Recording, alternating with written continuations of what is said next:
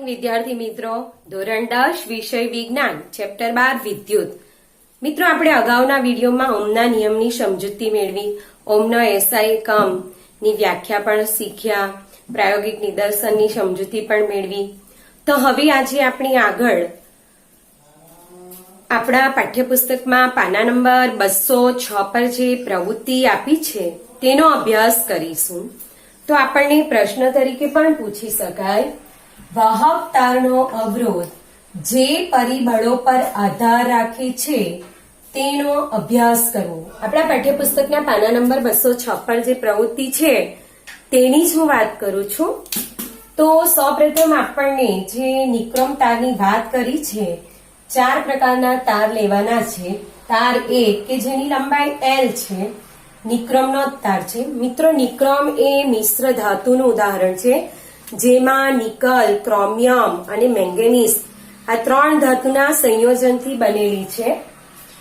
તાર 2 કે જેની લંબાઈ કેવી છે, તાર 1 કરતા બમણી, પરંતુ બંનેના આડછેદનું ક્ષેત્રફળ સમાન છે. એરિયા એટલે બંનેનો એરિયા કેવો છે, સમાન, પરંતુ બંનેની લંબાઈ કેવી છે, જુદી જુદી. તાર 1 ની લંબાઈ 1, તાર 2 ની લંબાઈ 2L બમણી છે. હવે આપણે તાર 3 ની વાત કરીશું. તાર 3 અને તાર 4, તો તાર 3 એ પણ નિક્રમનો તાર જ છે, પરંતુ એનો આડછેદ એ તાર 4 કરતા કેવો છે, તો વધારે. અને તાર 4 ની વાત કરીશું તો તાર 4 માં એ તાંબાનો પાતળો તાર છે, એ નિક્રમનો તાર નથી. તો અહીં 3 અને 4 એ બંનેના એરિયામાં શું જોવા મળે છે આપણને, તફાવત. તાર 3 નો આડછેદનો ક્ષેત્રફળ 2A છે, જ્યારે તાર 4 નો ક્ષેત્રફળ કેટલું છે, A. બંનેની લંબાઈ સરખી જ છે. તો હવે અહીં આપણને આપેલ વિદ્યુત પરિપથમાં આપણે પાઠ્યપુસ્તકમાં જોતા જઈશું. તો એ વિદ્યુત પરિપથમાં જો આપણે પ્રાયોગિક કાર્ય કરીએ તો પ્રયોગ પરથી આપણને જાણવા મળશે, અવલોકન દ્વારા આપણે નોંધીશું. તો પ્રથમ આપણે વીજ પરિપથનો અભ્યાસ કરી લઈએ. વીજ પરિપથમાં આપણને કળ કે આપી છે, પ્લગ કળ, જે સ્વિચ ઓન ઓફ કરવા માટે વપરાય. એ મીટર એ વિદ્યુત પ્રવાહનું માપન કરશે અને વિદ્યુત કોષ આપ્યો છે. તો હવે આપણે જોઈએ, પ્રથમ આપણે તાર 1 લઈશું કે જેની લંબાઈ L છે, આડછેદનું ક્ષેત્રફળ A છે, નિક્રમનો તાર. પ્લગ કળ ચાલુ કરીશું અને એ મીટરમાં વિદ્યુત પ્રવાહનું માપન કરીશું. ત્યારબાદ આપણે નિક્રમ તાર 1 કાઢી નાખીને ફરીથી તાર 2 લઈશું કે જેની લંબાઈ તાર 1 કરતા બમણી છે, અને પ્લગ કળ ચાલુ કરીશું અને એ મીટર દ્વારા વિદ્યુત પ્રવાહનું માપન કરીશું. અવલોકન કોઠામાં આપણે અવલોકન નોંધીશું. ત્યારબાદ તાર 3 જોડીશું, તાર 2 કાઢી નાખીશું. હવે અહીં જોઈશું નિક્રમનો તાર છે, પરંતુ એનું આડછેદ કેવું છે, તો આગળ જે તાર છે એના કરતા વધારે. તો આડછેદ કેટલું, 2A લીધું છે. તો આપણે એ જોડીશું, પ્લગ કળ ચાલુ કરીશું, એ મીટરમાં આપણે નોંધીશું વિદ્યુત પ્રવાહ. ત્યારબાદ આપણે તાર 4 લઈશું કે જેની લંબાઈ L જ છે, પરંતુ અહીં તારનો પ્રકાર બદલાયો છે અને એ છે તાંબાનો તાર. અને આપણે કળ ચાલુ કરીશું અને એ મીટરમાં આપણે વિદ્યુત પ્રવાહનું માપન કરીશું. આ રીતે આપણે તાર 1, 2, 3, 4 ને વારાફરતી મૂકીને આપણે પ્રાયોગિક નિદર્શન દ્વારા મેળવેલ પરિણામની નોંધ કરીશું. મિત્રો, તો અહીં આપણે અવલોકન દ્વારા પ્રાપ્ત કરીશું કે આપણે જે તાર 1, 2, 3, 4 લીધા એના પરિણામો શું જોવા મળે છે. તો L લંબાઈના નિક્રમનો તારમાં એક તારમાં વહેતો વિદ્યુત પ્રવાહ આપણને શું મળે છે, તો વિદ્યુત પ્રવાહ L વહે છે અથવા L જેટલો હોય છે. ઓકે, જ્યારે L લંબાઈના નિક્રમનો તાર 1 લીધો ત્યારે વિદ્યુત પ્રવાહ આપણને L મળે છે. હવે આપણે તાર 2 પર જઈશું કે જેની લંબાઈ પ્રથમ તાર કરતા બમણી છે. સમાન જાડાઈના એટલે કે તાર 1 અને 2 ની જાડાઈ કેવી છે, સરખી, પરંતુ બમણી લંબાઈના નિક્રમના તાર 2 માં પ્રવાહ આપણને કેવો જોવા મળે છે? તો L/2. L/2 જેટલો પ્રવાહ આપણને જોવા મળે છે. હવે આપણે તાર 3 ની વાત કરીએ કે જે સમાન લંબાઈના જ પરંતુ બમણા આડછેદના ક્ષેત્રફળ, એનું આડછેદ કેવું છે? આપણે જે તાર આગળ જોયો એના કરતા વધારે બમણું, અને એમાં વહેતો વિદ્યુત પ્રવાહ કેવો મળશે? તો એ પણ બમણો 2L જોવા મળશે. હવે આપણે આગળ તાર 4 ની વાત કરીશું. સમાન લંબાઈ અને જાડાઈના તાંબાનો તાર, આપણે 4 નંબરનો તાર તો કયો લીધો? તાંબાનો પાતળો તાર. તો એમાં પ્રવાહ આપણને કેવો જોવા મળશે? L થી વધારે પ્રવાહ વહે છે. તો આપણને જોવા મળતા અવલોકનો પરથી ખ્યાલ આવી જ જાય છે કે આપણે તારની લંબાઈ બમણી કરી, આડછેદમાં ફેરફાર કર્યો, તારના પ્રકારમાં પણ ફેરફાર કર્યો, તો પરિણામોમાં આપણને તફાવત જોવા મળે છે. તો મિત્રો, પ્રયોગ હોય એટલે આપણે નિર્ણય દર્શાવવો પડે. તો આપણને નિર્ણયમાં શું જોવા મળશે? તો પ્રથમ આપણે લખી શકીએ, અવરોધ શાના પર આધાર રાખે છે?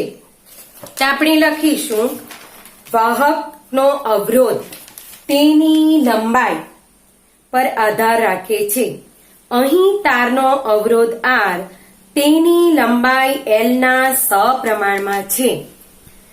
બીજું, વાહકનો અવરોધ તેના આડછેદના ક્ષેત્રફળ પર પણ આધાર રાખે છે.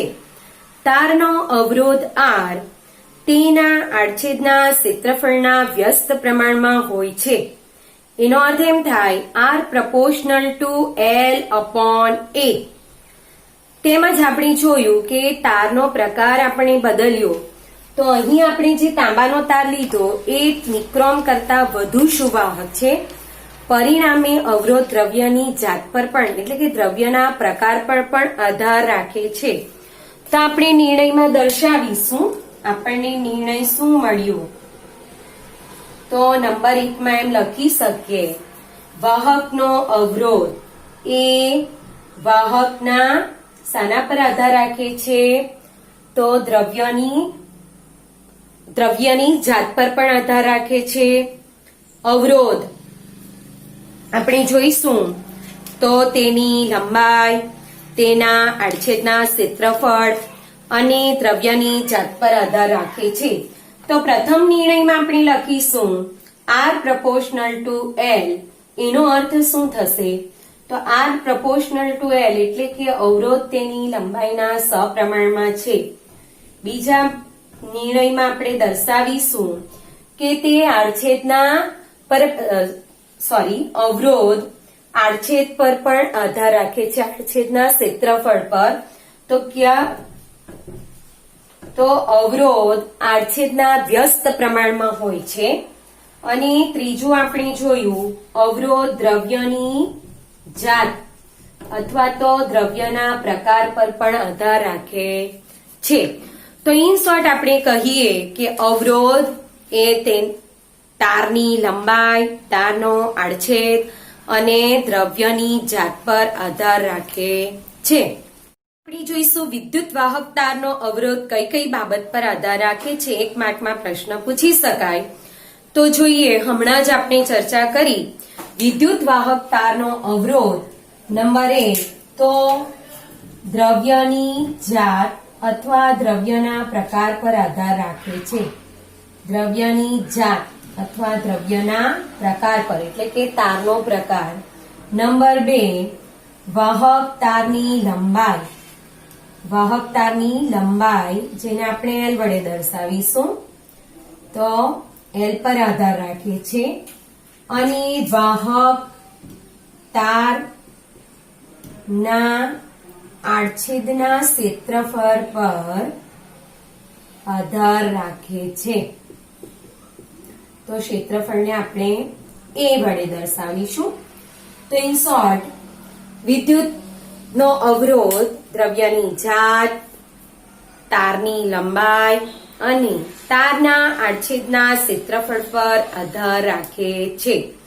હવે આપણે જોઈશું એક સમાન વાહકનો અવરોધ, એક સમાન વાહકનો અવરોધ તારની લંબાઈના સપ્રમાણમાં, વાહક તારની લંબાઈ L ના સમપ્રમાણમાં તથા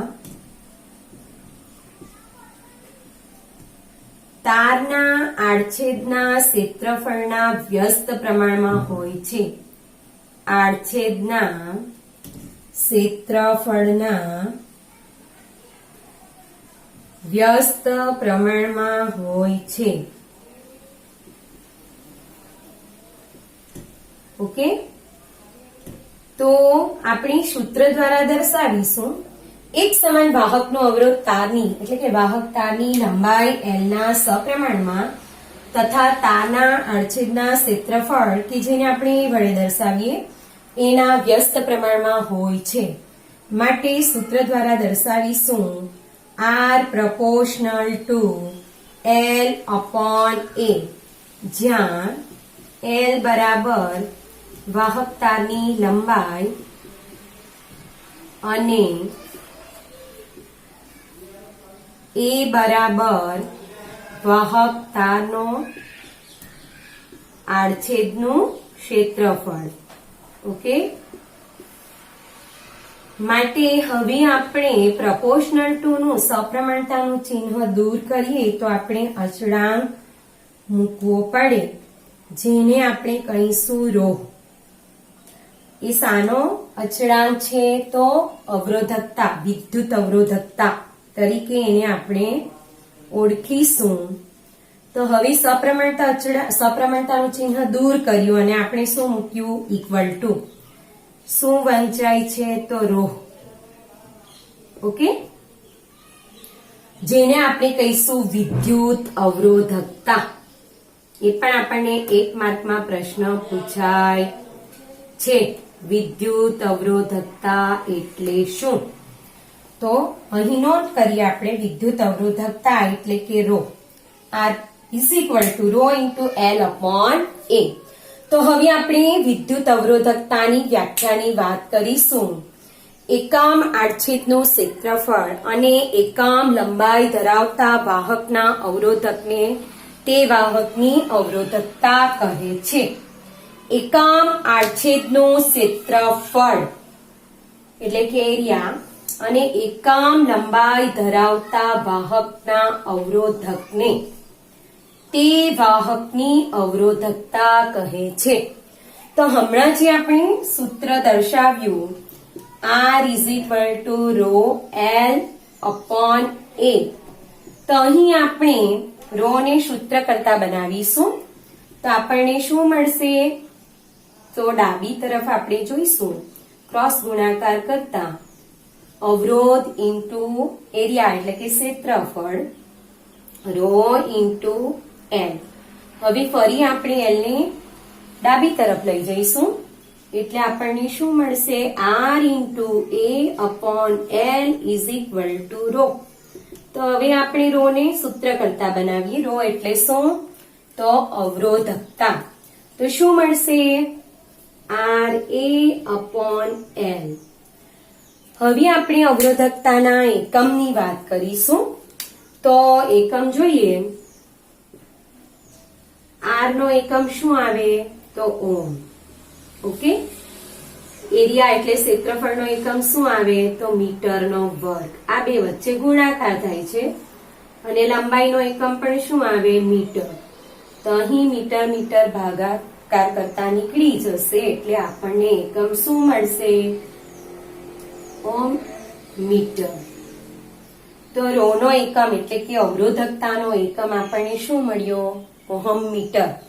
હવે સંજ્ઞા દ્વારા આપણે એકમ દર્શાવીશું. એકમ શાના દ્વારા દર્શાવીશું? તો સંજ્ઞા દ્વારા. ઓહમની સંજ્ઞા શું આવે? તો લાસ્ટ પીરિયડમાં આપણે શીખેલા ઓમેગા. અને મીટરની સંજ્ઞા શું આવે? તો એમ. તો આ પણ આપણને 1 માર્કમાં પ્રશ્ન પૂછાય કે રોની એટલે કે વિદ્યુત અવરોધકતાનો એકમ જણાવો. તો આપણે સૂત્રાત્મક માહિતી આપીને એનો એકમ જણાવી શકીએ. માત્ર 1 માર્કમાં પ્રશ્ન પૂછાયો હોય તો આપણે લખી દેવાનું કે વિદ્યુત અવરોધકતાનો એકમ છે ઓહમ મીટર. આ પાઠ્યપુસ્તકમાં જે કોષ્ટક આપ્યું છે તેની વાત કરીશું. તો પ્રશ્ન તમને એમ પૂછાય, વિદ્યુત ઉષ્મીય સાધનોમાં મિશ્ર ધાતુઓ સાથી વપરાય છે. તો એમાં પણ તમને પાછા નાના પ્રશ્ન પૂછાય, વિદ્યુત હીટરમાં મિશ્ર ધાતુઓનો ઉપયોગ સાથી થાય છે. તો આપણે વાત કરીશું મિશ્ર ધાતુઓની અવરોધકતા તેમની મૂળ ધાતુઓની અવરોધકતા કરતા વધારે હોય છે. માટે આપણે વિદ્યુત હીટરમાં મિશ્ર ધાતુઓનો ઉપયોગ કરીએ છીએ. મિશ્ર ધાતુઓ ઊંચા તાપમાને ત્વરિત ઓક્સિડાઇઝ થતી નથી. આ કારણથી વ્યવહારમાં વિદ્યુત ઉષ્મીય સાધનોમાં મિશ્ર ધાતુઓનો ઉપયોગ થાય છે. નેક્સ્ટ ક્વેશ્ચન એમ પૂછી શકાય, વિદ્યુત બલ્બની ફિલામેન્ટ શેમાંથી બનાવેલ હોય છે?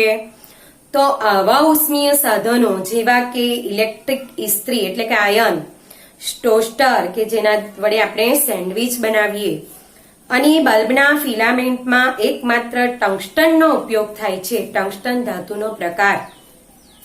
તાંબા અને એલ્યુમિનિયમનો ઉપયોગ વિદ્યુત પ્રવાહના વહન કરતા તારોની બનાવટમાં કરી શકાય છે. કોષ્ટક 12.2 આપણા પાઠ્યપુસ્તકમાં જે આપ્યું છે જ્યાં આપણને દર્શાવ્યું છે કે 20 ડિગ્રી સેલ્સિયસ તાપમાને કેટલાક દ્રવ્યોની અવરોધકતા રો આપણને દર્શાવી છે. આ મૂલ્યો આપણે યાદ રાખવાના નથી, તમને નીચે નોંધમાં પણ જણાવ્યું છે. તો આપણે વાહકો તરીકે ચાંદી, તાંબુ, એલ્યુમિનિયમ, ટંગસ્ટન, નિકલ, લોખંડ, ક્રોમિયમ, પારો, મેંગેનીઝ વગેરે જેવી ધાતુની અવરોધકતા તમને ક્રમશઃ દર્શાવી છે.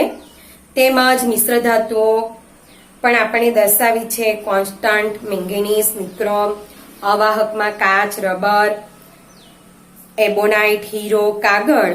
તો આ બાબત પણ તમારે ધ્યાનમાં લેવાની છે. ઘણીવાર તમને દાખલાઓની ગણતરી વખતે આ મૂલ્યોની જરૂરિયાત થશે.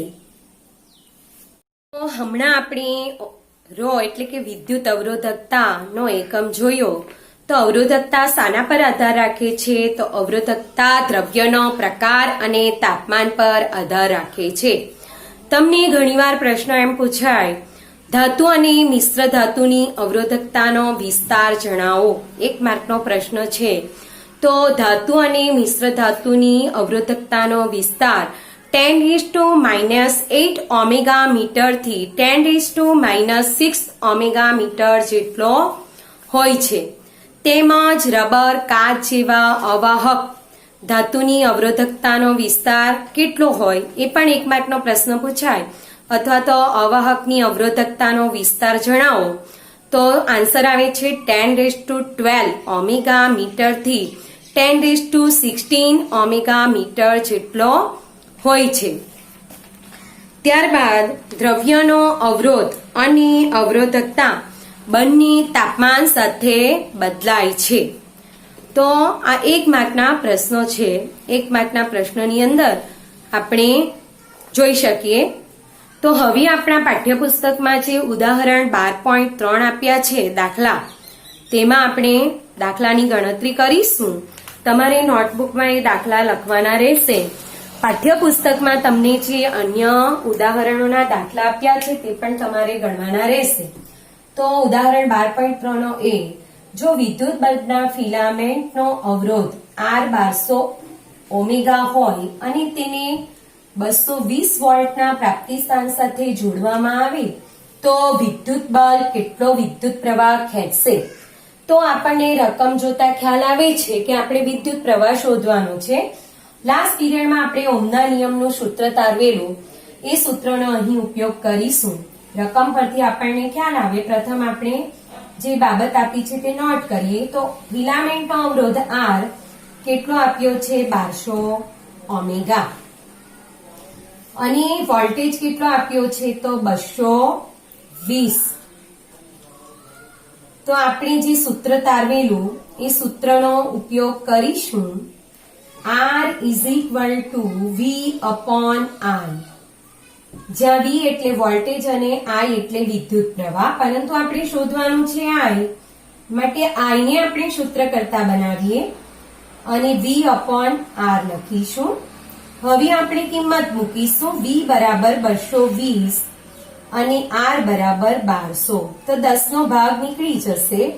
22 ભાગ્યા 120 કરતા આપણને આન્સર મળે છે 0.18. તો બલ્બનો ફિલામેન્ટ 0.18 એમ્પિયર જેટલો વિદ્યુત પ્રવાહ ખેંચશે. ઓકે, હવે આપણે નેક્સ્ટ દાખલો જોઈએ. વિદ્યુત હીટરની કોઇલ. વિદ્યુત હીટર એટલે વિદ્યુત ઉર્જાનું ઉષ્મા ઉર્જામાં રૂપાંતર કરતું સાધન. અવરોધ આપ્યો છે 100 ઓમેગા અને વોલ્ટેજ છે 220. તો વિદ્યુત હીટરની કોઇલનો અવરોધ 100 ઓમેગા છે, તેને 220 વોલ્ટના પ્રાપ્તિ સ્થાન સાથે જોડતા કેટલો વિદ્યુત પ્રવાહ ખેંચે? તો સેમ એક્ઝામ્પલ છે. અહીં પણ આપણે વિદ્યુત પ્રવાહ શોધવાનો છે. તો R બરાબર આપણને શું આપ્યું છે? 100 ઓમેગા અને વોલ્ટેજ આપણને કેટલો આપ્યો છે? તો 220. તો હવે આપણે સૂત્ર લખીશું R = V/I. અહીં પણ આપણે I શોધવાના છે. I ને સૂત્ર કરતા બનાવીશું V/R. V બરાબર 220. તો જોઈએ 22 ભાગ્યા 10 કરતા આપણને આન્સર મળે છે 2.2 એમ્પિયર. તો અહીં આપણને આન્સર શું મળ્યો? વિદ્યુત પ્રવાહ બરાબર 2.2 એમ્પિયર. આપણી પાઠ્યપુસ્તકના પાના નંબર 209 પર જે પ્રશ્ન આપ્યા છે તેની ચર્ચા કરીશું. સૌપ્રથમ તમે આગળ પણ તમને કહ્યું જ છે, આવા પ્રશ્નોનું ખાસ આપણે ધ્યાન દોરીશું, કારણ કે આવા પ્રશ્નો પરીક્ષા લક્ષી છે. નોટબુકમાં પણ તમે લખજો. તો જોઈએ પ્રશ્ન નંબર 1. વાહકનો અવરોધ કઈ બાબતો પર આધાર રાખે છે? આગળ પણ આપણે ચર્ચા કરી છે. વાહકનો અવરોધ દ્રવ્યનો પ્રકાર એટલે કે દ્રવ્યની જાત પર આધાર રાખે છે. વાહક તારની લંબાઈના સપ્રમાણમાં હોય છે, R ∝ L, તેમજ વાહકનો અવરોધ તેના આડછેદના ક્ષેત્રફળના વ્યસ્ત પ્રમાણમાં હોય છે, R ∝ 1/A. તેમજ શુદ્ધ ધાતુનો અવરોધ તાપમાનના વધારાની સાથે વધે અને તાપમાન ઘટે તો અવરોધ પણ ઘટે. તો તમારે આન્સર લખવાનો રહેશે. નેક્સ્ટ આપણે જોઈએ એક દ્રવ્યમાંથી બનેલા એક જાડો અને એક પાતળો તાર કે જેના સમાન વિદ્યુત પ્રાપ્તિ સ્થાન સાથે જોડતા કોનામાંથી વિદ્યુત પ્રવાહ સરળતાથી વહેશે? તો અહીં આપણને દ્રવ્ય એક જ પ્રકારનું આપ્યું છે, તાર સરખા છે, જેમાં એના આડછેદ જુદા જુદા છે. એક જાડો એટલે કે એ ક્ષેત્રફળ જુદું જુદું છે. જાડો અને પાતળો તાર કે જેમના વિદ્યુત પ્રાપ્તિ સ્થાન સમાન છે, તો કોનામાંથી વિદ્યુત પ્રવાહ સરળતાથી વહેશે? તો આગળ આપણે એ પણ શીખ્યા છે, જેના આધારે જ આપણે જવાબ આપવાના છે. તો જાડા તારમાંથી વિદ્યુત પ્રવાહ સરળતાથી વહન પામે છે. કયા તારમાંથી? જાડા તારમાંથી. શા માટે? કારણ કે જાડા તારની અવરોધકતા ઓછી. જેની અવરોધકતા ઓછી હોય તેમાંથી વિદ્યુત પ્રવાહનું વહન સરળતાથી થાય છે, જ્યારે પાતળા તારની અવરોધકતા વધુ, માટે એમાંથી વિદ્યુત પ્રવાહનું વહન સરળતાથી થતું નથી. તો તમારે આ કારણ જણાવવું પડશે. ઓકે, તો આમાં પણ સમજ પડી ગઈ. 2 માર્કમાં પ્રશ્ન પૂછી શકાય. નેક્સ્ટ ક્વેશ્ચન જોઈશું. ધારો કે કોઈ વિદ્યુત ઘટકના 2 છેડા વચ્ચેનો વિદ્યુત સ્થિતિમાનનો તફાવતને શું કરવાનું છે? ઘટાડવાનું. અગાઉના મૂલ્યનો અડધો કરું તો તેનો અવરોધ તેનો તે જ રહે છે? પ્રશ્ન 1 પૂછાય. એક જ પ્રશ્નમાં તમને 2 પ્રશ્ન પૂછ્યા છે. તે વિદ્યુત ઘટકમાંથી વહેતા વિદ્યુત પ્રવાહમાં શું ફેરફાર થશે? તો અહીં હું તમને દાખલા દ્વારા સમજૂતી આપીશ. આપણે જાણીએ છીએ આપણે આગળ સૂત્ર શીખી ગયા છે V is equal to IR, જ્યાં R શું છે? અચળાંક. જો અચળાંક આપણે દૂર કરીશું તો પ્રપોર્શનલ ટુ નું ચિહ્ન લખીશું V પ્રપોર્શનલ ટુ R. એનો અર્થ શું થાય? વિદ્યુત સ્થિતિમાનનો તફાવત વિદ્યુત પ્રવાહના સપ્રમાણમાં છે. અહીં આપણે પ્રથમ અને દ્વિતીય એવા વિદ્યુત સ્થિતિમાનના તફાવતની વાત કરીશું. તો આપણે વિદ્યુત પ્રવાહ પણ પ્રથમ અને દ્વિતીયનો લઈશું. તો V2 upon V1 is proportional to I2 upon I1. હવે આપણે V2 ના સ્થાને જે પ્રશ્નમાં વાત કરી છે તેમ અગાઉના વિદ્યુત સ્થિતિમાનના તફાવતનું મૂલ્યને શું કરો? અડધો કરો. તો અહીં આપણે V2 બરાબર શું લઈએ? V1/2 અડધો કરી દીધો. V2 ઇઝ ઇક્વલ ટુ શું લઈએ? V1 upon 2. Okay, proportional to I2 upon I1. તો V1 ભાગ નીકળી જશે, માટે આપણને મળશે 1/2 proportional to I2 upon I1. Okay, તો આપણને મળશે I1/2 proportional to I2. તો વિદ્યુત પ્રવાહમાં શું ફેરફાર થયો? તો વિદ્યુત પ્રવાહ અડધો વહેશે, એમ આપણે આન્સર લખી શકીએ, કારણ કે I2 proportional to I1/2 અડધો પ્રવાહ વહેશે. ઓકે, નોટબુકમાં નોંધ કરજો, લખજો. હવે નેક્સ્ટ પ્રશ્નની ચર્ચા કરીશું. શા માટે ટોસ્ટર તથા વિદ્યુત ઇસ્ત્રીની કોઇલ શુદ્ધ ધાતુની ન બનાવતા મિશ્ર ધાતુની બનાવવામાં આવે છે? તો આપણે જવાબ એમ લખીશું, કારણ કે મિશ્ર ધાતુની અવરોધકતા શુદ્ધ ધાતુની અવરોધકતા કરતા કેવી છે? ઓછી. મિશ્ર ધાતુ ઊંચા તાપમાને ગરમ થાય, લાલચોળ ગરમ થઈ જાય ત્યારે પણ એનું સરળતાથી ઓક્સિડેશન થતું નથી, માટે મિશ્ર ધાતુનો ઉપયોગ કરવામાં આવે છે. ટોસ્ટર એટલે કે આપણે જે સેન્ડવિચ બનાવીએ તે સાધન જે વિદ્યુત ઉર્જાનું ઉષ્મા ઉર્જામાં રૂપાંતર કરે, તેમજ વિદ્યુત ઇસ્ત્રી એટલે આપણી આયન જે પણ વિદ્યુત ઉર્જાનું ઉષ્મા ઉર્જામાં રૂપાંતર કરે, જેમાં આપણે કઈ ધાતુનો ઉપયોગ કરીએ? તો મિશ્ર ધાતુનો. નેક્સ્ટ ક્વેશ્ચન જોઈશું. પ્રશ્ન 5, લોખંડ એટલે Fe એની સંજ્ઞા અને પારો એટલે Hg માંથી કયું વધારે વાહક છે? તો મિત્રો હમણાં જ આપણે આગળ વાત કરી, જેની અવરોધકતા ઓછી હોય તે વિદ્યુતનું સારું સુવાહક કહેવાય. તો અહીં લોખંડ કેવું છે? તો લોખંડ વધારે વાહક છે. કેમ? તો પારા કરતા એની અવરોધકતા ઓછી છે, માટે અહીં લોખંડ અને પારાની વાત કરીશું તો આન્સર આવશે લોખંડ. અને કારણ તમારે જણાવવાનું રહેશે, કારણ કે લોખંડની અવરોધકતા પારાની અવરોધકતા કરતા ઓછી છે. નેક્સ્ટ આપણે જોઈશું બી માં, કયું દ્રવ્ય શ્રેષ્ઠ વાહક છે? તો આન્સર આવે છે ચાંદી. શા માટે? કારણ કે ચાંદીની અવરોધકતા સૌથી ઓછી છે, માટે ચાંદી શ્રેષ્ઠ વાહક છે. તો આ પ્રશ્નના જવાબ તમારે નોંધ કરવાના છે અને પરીક્ષા લક્ષી છે.